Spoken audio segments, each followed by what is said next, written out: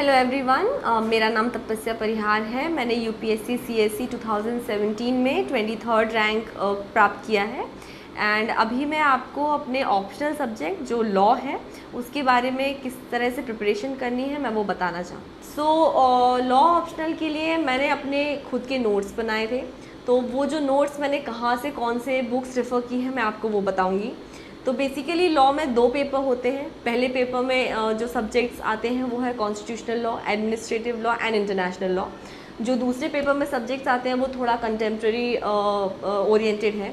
तो उसमें आते हैं contracts, then you have criminal law, torts and contemporary developments. So ये सारे सब्जेक्ट्स के लिए जो स्टैंडर्ड्स बुक्स होती हैं जो मोस्टली सारे लॉ स्टूडेंट्स अपने लॉ कॉलेज में पढ़ते हैं वो आप यूज़ कर सकते हैं। नहीं तो मैं अपने सोर्सेज आपको बता देती हूँ जो मैंने यूज़ किए हैं अपने नोट्स बनाने के लिए।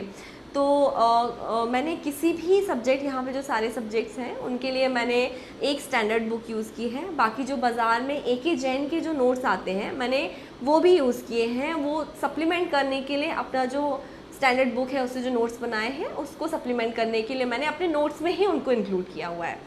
तो पहला जो है सब्जेक्ट उसके बारे में बात करूँगी, कॉन्स्टिट्यूशनल लॉ। कॉन्स्टिट्यूशनल लॉ मैंने नरेंद्र कुमार से पढ़ाई की है उसकी, और उसके बाद मैंने नोट्स भी नरेंद्र कुमार से बनाए हैं।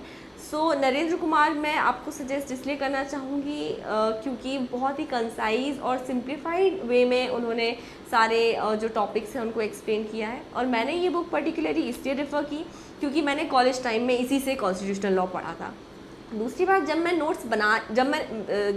मैंने नोट्स बनाए हैं वो मैंने बेसिकली जो प्रीवियस ईयर्स क्वेश्चन पेपर्स हैं उनको रेफ़र करते हुए नोट्स बनाए हैं। तो प्रीवियस ईयर्स क्वेश्चन पेपर्स की कोई भी बुकलेट आपको बाज़ार में मिल जाएगी जो सारे हर साल के हर टॉपिक के हिसाब से जो उन्होंने क्वेश्चंस कंपाइल करके रखे होते हैं आप वो ले सकते हैं। तो आपको इससे एक आइडिया हो जाता है कि जो टॉपिक है उससे क्वेश्चंस किस तरह से आते हैं, क्योंकि लॉ स्कूल में हम जो पढ़ाई करते हैं वो थोड़ी अलग तरह से पढ़ते हैं। हमारा एक ओरिएंटेशन अलग होता है उसको पढ़ने का, और यहाँ पर एक ओरिएंटेशन अलग होता है। ये हुई बात कॉन्स्टिट्यूशनल लॉ की प्रिपरेशन के लिए। Next administrative law.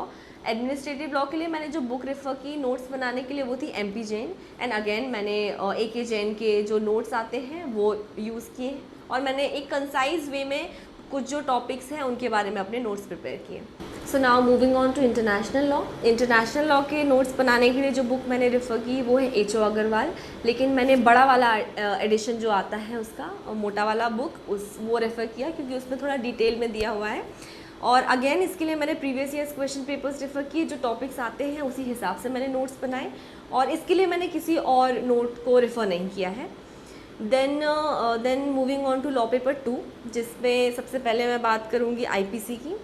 IPC के जो टॉपिक्स हैं अगेन मैंने previous years question papers refer किए, और उसके बाद मैंने नोट्स बनाए हैं। जो बुक रेफ़र की है वो है PSA पिल्लई की IPC।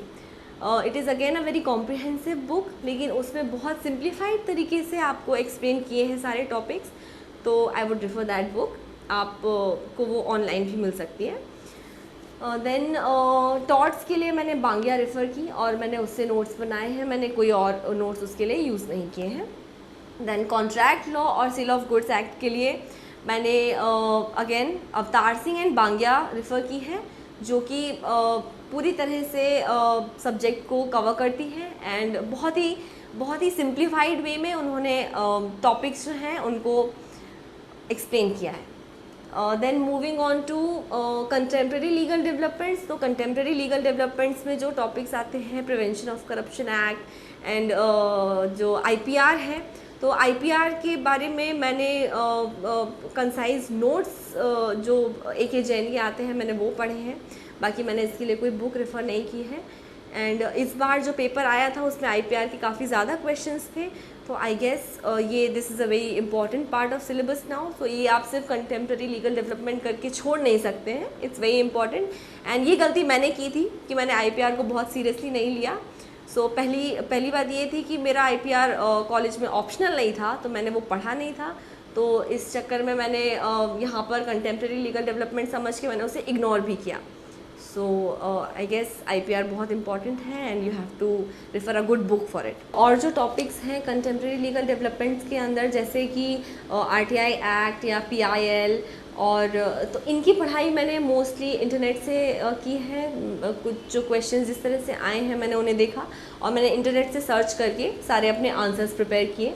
और जो सब्जेक्ट्स हैं जैसे आर्बिट्रेशन एंड कंसीलिएशन एक्ट या फिर निगोशिएबल इंस्ट्रूमेंट्स एक्ट, इनके लिए आप किसी भी स्टैंडर्ड नोट्स को आप रेफ़र कर सकते हैं। एक और चीज़ है, अगेन इसके 2 पेपर होते हैं तो आपको आंसर राइटिंग बहुत ज़रूरी है, लेकिन अनफॉर्चुनेटली कोई भी बहुत अच्छी टेस्ट सीरीज़ अवेलेबल नहीं है लॉ ऑप्शनल के लिए। तो आई वुड सजेस्ट कि आप अच्छे से अपना जो टॉपिक है वो प्रिपेयर कीजिए, और जो प्रीवियस ईयर्स क्वेश्चन पेपर्स हैं जिनको आप प्रेफर करते हैं नोट्स बनाने के लिए, आप उन्हीं क्वेश्चन के बेसिस पे आप अपना एक आंसर राइटिंग प्रैक्टिस कर लीजिए, तो वो बहुत हेल्पफुल होगा। एंड लॉ पेपर के आंसर्स लिखना, यदि आप लॉ स्टूडेंट हैं तो एक तरह से एनीवे इजी हो जाता है, क्योंकि आपने वो प्रैक्टिस की हुई है पहले अपने कॉलेज एग्जामिनेशंस में। और यदि आप लॉ ग्रेजुएट नहीं हैं तो आपको थोड़ी सी ज़्यादा मेहनत करनी होगी, क्योंकि टेस्ट सीरीज़ अवेलेबल नहीं है। तो आप उन्हीं क्वेश्चंस को लेके, प्रीवियस ईयर्स क्वेश्चंस को लेके आप प्रैक्टिस कर सकते हैं। So keep watching daily knowledge track. Thank you.